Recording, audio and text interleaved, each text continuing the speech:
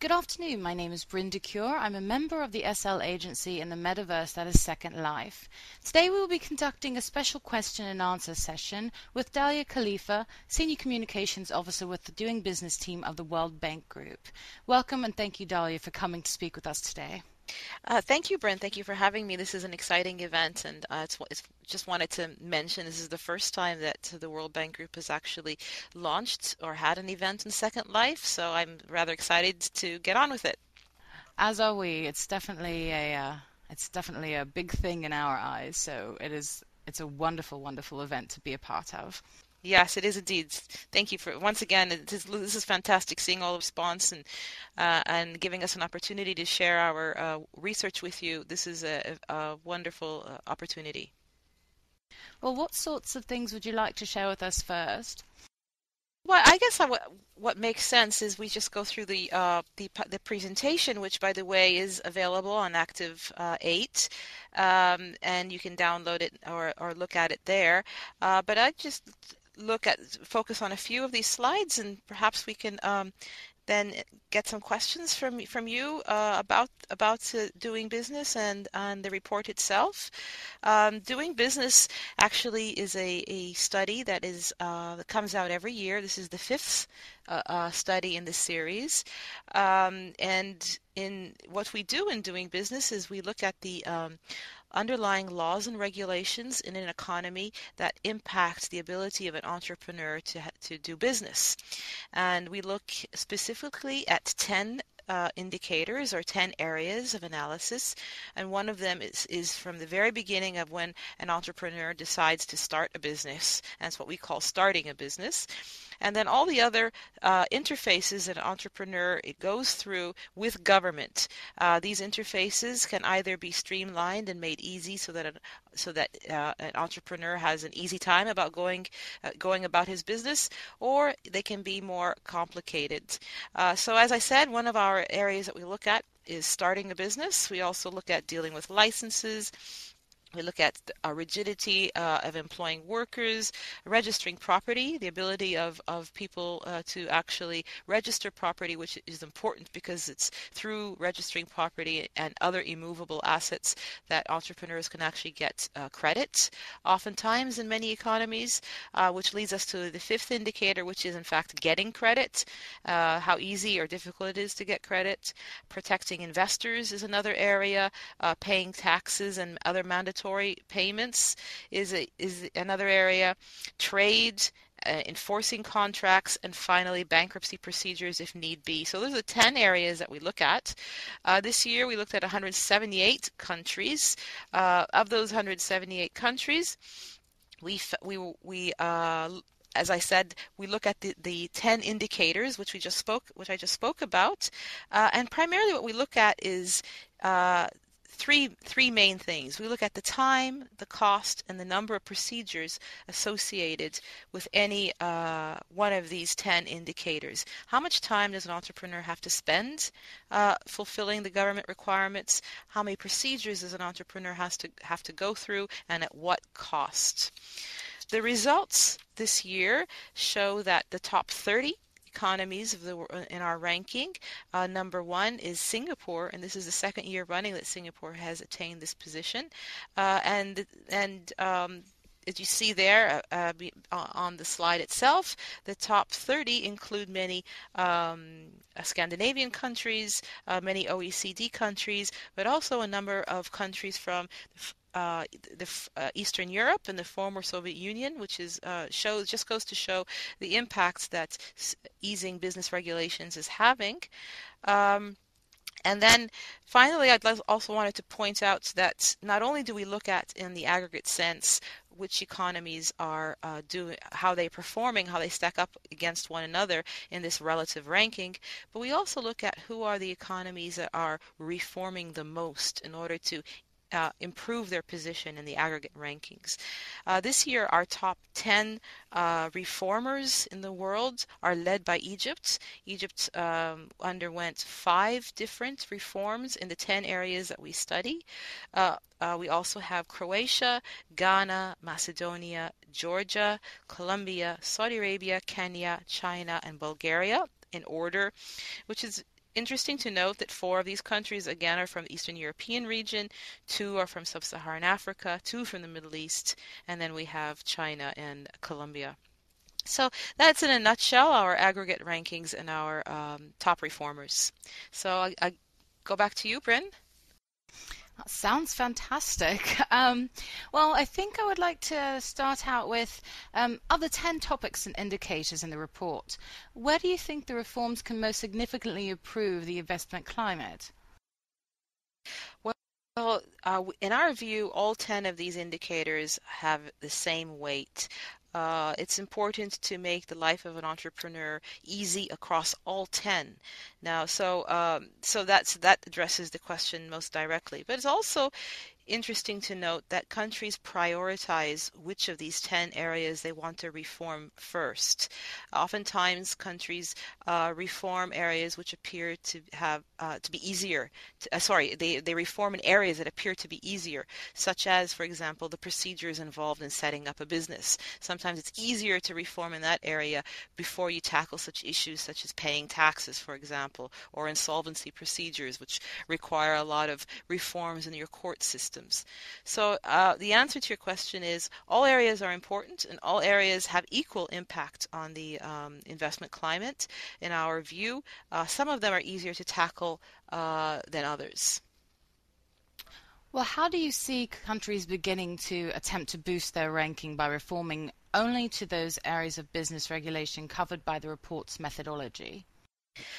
Well, it's very difficult to reform in such a way that all you do is impact those indicators that are part of the doing business methodology. Most likely, when you are reforming, let's say, your company's law, the company's law will touch upon many aspects of an investment climate and on the life of a business. It will also impact the particular indicator that we look at in doing business, and that's really how we devised our indicators. We devised them so that they would, by reforming in such a way to improve your ranking, you would by default also be reforming in a wider sense. So the answer to your question is that it's very difficult to just reform so that you improve your ranking.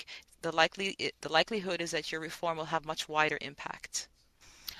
What I am curious about, though, is what has Egypt done to make this country the top reformer this year? Very good question. As I noted, Egypt actually reformed in 5 of the 10 areas that we look at in doing business. It reformed its starting a business indicator, and what it did primarily there is that it reduced the number of procedures involved in starting a business, but it also reduced the the minimum capital requirement for starting a business. Whereas before it cost about 50,000 Egyptian pounds to start a business, it now costs less than 1,000 Egyptian pounds. 1,000 Egyptian pounds is the equivalent of about 170 US dollars. So making starting a business more accessible to smaller and smaller entrepreneurs, which is very important because as statistics will show you, the majority of economies gain more employment and more economic activity by small and medium-sized businesses. So the more we can encourage a small and medium-sized business, the better it is for the overall economy, the better it is for creating jobs, which at the end of the day is the objective here. So that's one area that Egypt reformed. It also reformed its dealing with licenses indicator by reducing the cost associated with getting licenses. The same with registering property, whereas before it cost almost 3% of the value of the property in fees to register. It is now a flat rate, much lower and more accessible. The immediate impact of that is more and more people started registering their property, and the benefit of that is that as you register your property, you have more ability to use that property to access finance. So that's and also another area that Egypt reformed in this year is in getting credit. It started up a a bureau, information bureau, credit bureau, and this credit bureau will be able to give more and more information on individuals and companies, thereby enhancing their overall credit markets. And finally, Egypt also reformed its trading across borders indicator by streamlining the costs and the procedures involved in exporting and importing. So that's it overall for Egypt. Well, thank you for that. I've only got a few more questions. I know we've all got, some busy days ahead of us, especially with all the work you do. Let's see. Now, I am curious, though, about why all countries decide not to reform. I mean, why do we not see more reform with them? Well, the whole idea behind having a ranking is for economies to see how they compare to the reform efforts of other countries, and we believe that this sort of competition spurs reform in and of itself. In fact, over the past 2 years, we have noticed that there has been more and more reforms in business sectors, and we've been able to attribute about 115 of these reforms directly to the doing business efforts. So, and this is gaining more and more traction. I mean, that's an upward trend. And the answer is economies reform at different paces based on their domestic conditions, based on their ability to prioritize what it is that they want to reform. If all economies reformed at the same rates, then things would be very different. The fact is, the domestic conditions have to be taken into account. Our role is just to show what are the best practices, what is the possibilities out there, and what are other economies doing. Well, this leads me to my next one. Now, if I wanted to do my own analysis or to compare countries selected by me, now may I access the full data in that regard? You most surely can. I would invite you to go to our website at doingbusiness.org.